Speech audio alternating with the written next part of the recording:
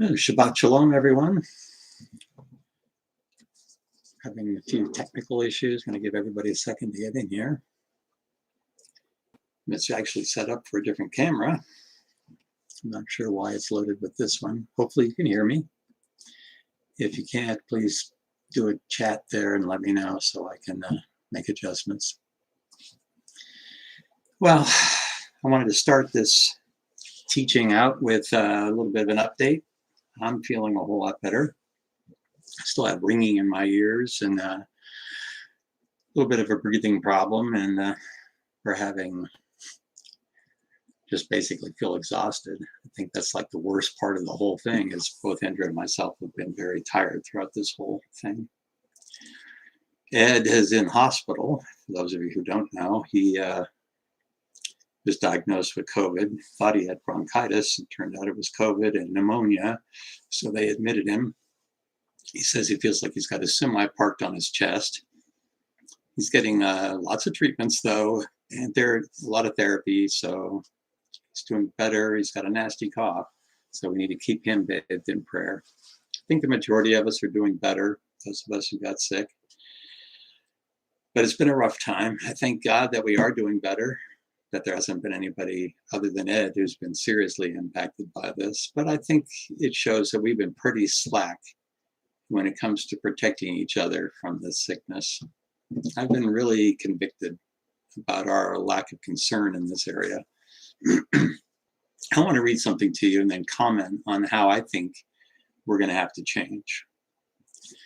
I'm going to move this over here just a little bit. Since,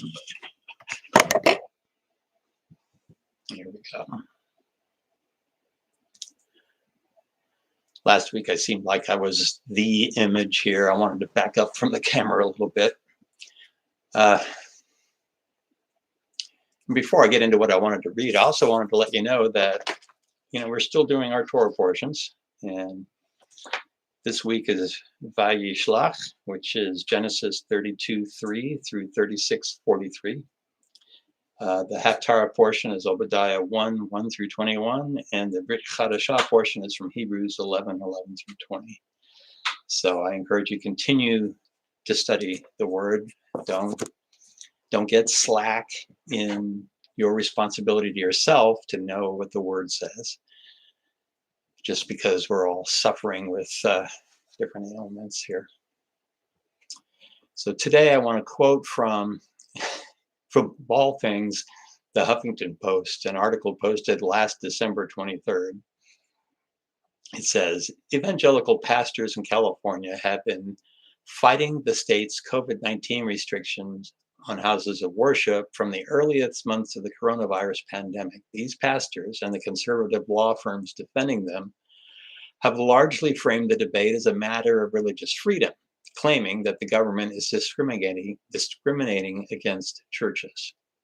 Pastor Rick Warren, founder of Saddleback Church based in Orange County, appears to be taking a different approach. In an interview with the Christian publication Relevant Magazine, published Monday, this was again a year ago, the evangelical megachurch pastor and popular author suggested that the COVID-19 restrictions are about protecting parishioners' health. A lot of churches are nervous about their religious freedom, about the aspect of that. They don't want to wear masks. They don't want to meet outdoors, Warren said. Warren pointed out that many sites of large public gatherings, such as theaters, football games, and concerts, are also facing restrictions. Regal Cinemas had shuttered thousands of theaters, and Disney had let go thousands of employees. He said, "We're not being discriminated against. This is a safety issue."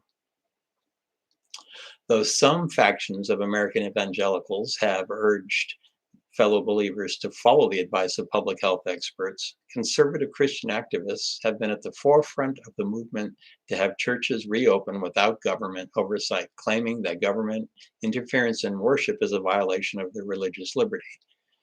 These activists have also claimed that churches are being unfairly discriminated against, since secular businesses such as grocery stores and laundromats have been allowed to remain open. The Supreme Court, with its newly solidified conservative majority, recently threw its weight behind this argument, even though health experts say comparing churches to grocery stores is misleading. Goes on to say the pandemic has exposed a fundamental weakness in the body, in the church, Warren told Relevant magazine. Most churches only have one purpose: worship. And if you take worship away, you've got nothing, he said. They're in a hurry to get back to worship because that's all they've got. Saddleback Church has other purposes, he said, such as ministry and discipleship.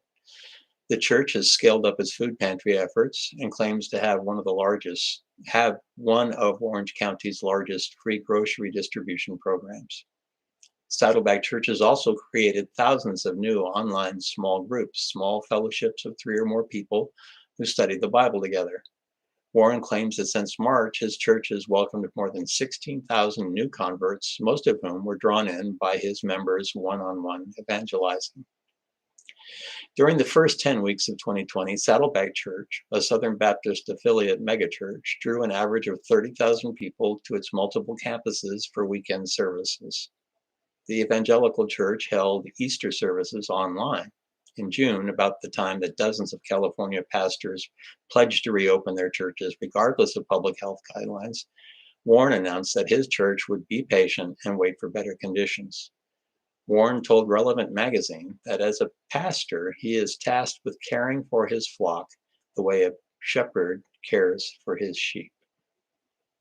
Some churches are willing to gamble with the health of their people. I'm not, Warren said, adding, I don't want to be a super spreader.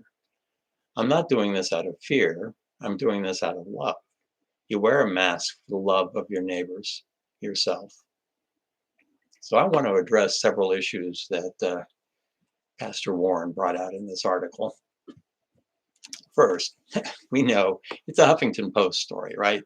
So it's going to be biased in a very progressive direction. And while I don't think they misquoted him here, they obviously only included what supported their particular point of view.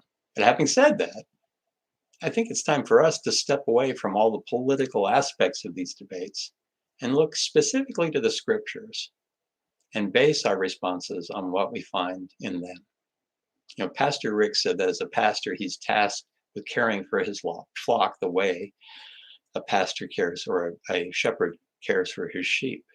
Yeshua also used this imagery. In John 10, starting at verse 11, he said, I am the good shepherd. The good shepherd lays down his life for the sheep.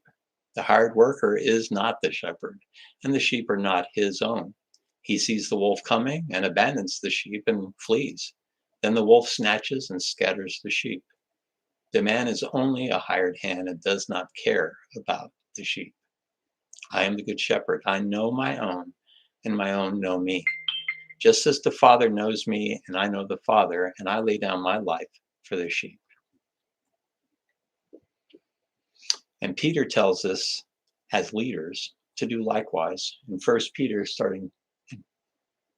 5, verses 1 through 10. Therefore, I appeal to the elders among you as a fellow elder and witness of Messiah's sufferings, and a partaker also of the glory about to be revealed. Shepherd God's flock among you.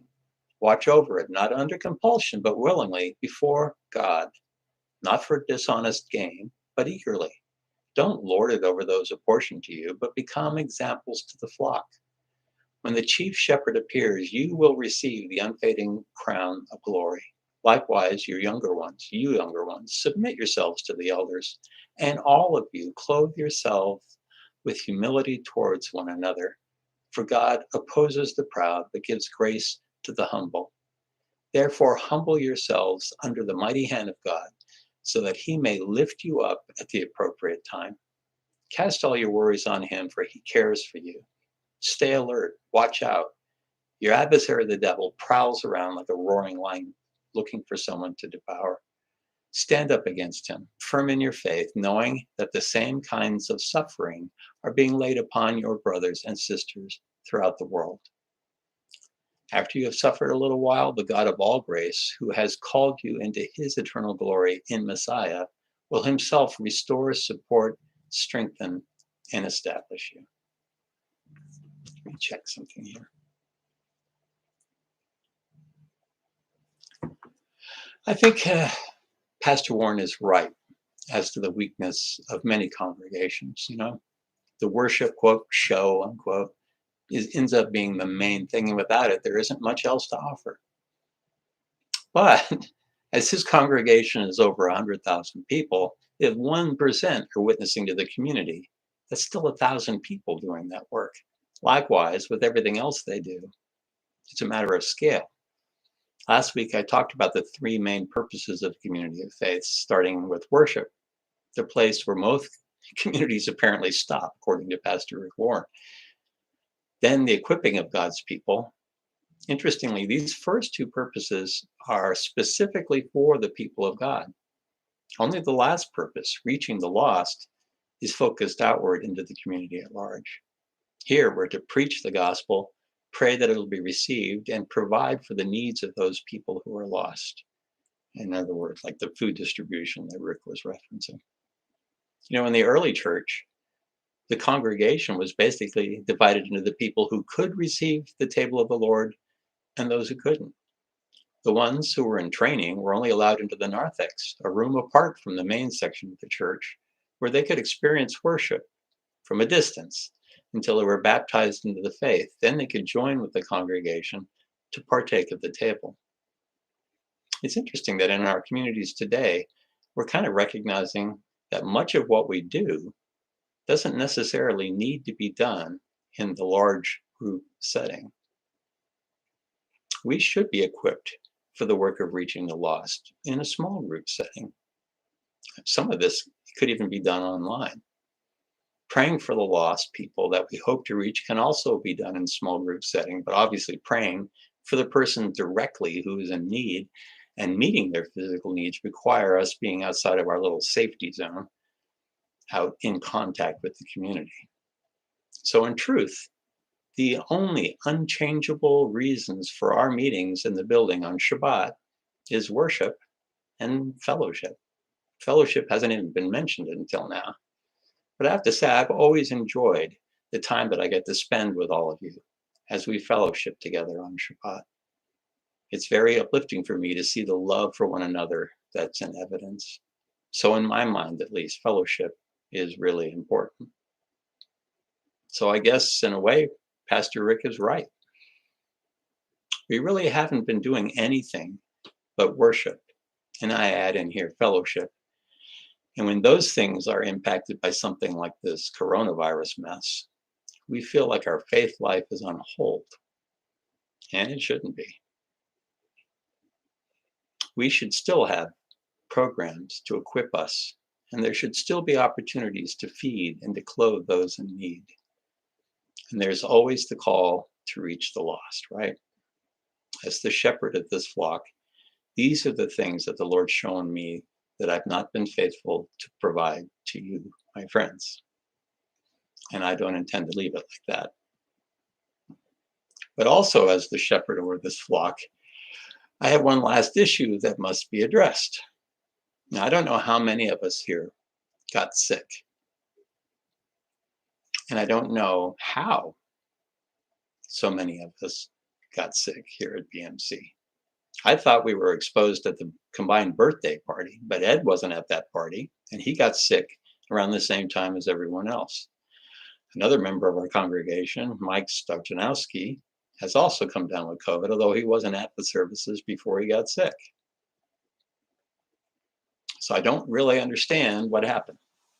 I mean, it's obvious somehow one of us or more than one of us came in contact with somebody who had coronavirus, and either we were unaware that we were feeling poorly or we didn't understand what was going on, and we came into the rest of the community and shared it.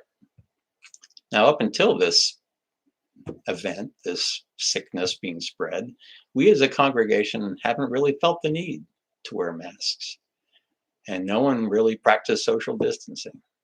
I guess this worked as long as people were aware of their own health and stayed home if they didn't feel well. That, in retrospect, is a really passive and naive way of dealing with a real health issue. If we're demanding that the government leave us alone, then we ourselves need to be able to self-govern, right? We're telling the government, leave us alone, stay out of our affairs. But then that implies that we're going to take the steps necessary to defend ourselves and our congregants. Otherwise, we're proving what the politicians believe, that we can't be trusted to do what is in the best interest of our own people. So, as we regather together next Shabbat, I'm requesting that everyone maintain social distancing or wear a mask if you're going to be closer than 6 feet together. And I'm also reminding everyone, regardless of age, if you have sniffles, you have a cold, you have anything, please err on the side of caution and stay home. We'll live stream on YouTube from now on, so you can still enjoy the service. And unfortunately, once again, we're back to not having Omek after the services, at least until we get to a point where we have a handle on what's going on. Now, I trained under Rick Warren like a decade ago now, Indra and I both, while we were still living in Virginia. And I find it difficult to believe that he would say some of the things, at least the way they were phrased in this magazine article, as arrogant as it sounded. And of course, he's in a Baptist church, we're in a Messianic Jewish community. But fundamentally, what he's saying is that the functions of the church, the body of Messiah, need to go on no matter what. That we can't allow ourselves to be a show. And that when that show gets interrupted, the work, the real work of extending the kingdom of God, of preaching the gospel, of reaching the lost, of meeting the needs of the people, can't stop. That's going to require us to rethink how we do a lot of things. And I'm kind of excited about it. It's a ridiculous way to have to discover these failings, but they've been discovered. The Lord's revealed them to us, and He will now provide everything that we need in order to do what He's called us together to do. May you be richly blessed. I pray that the rest of your Shabbat is peaceful and joyful, and that we will all be able to gather together next week in person. Shabbat Shalom.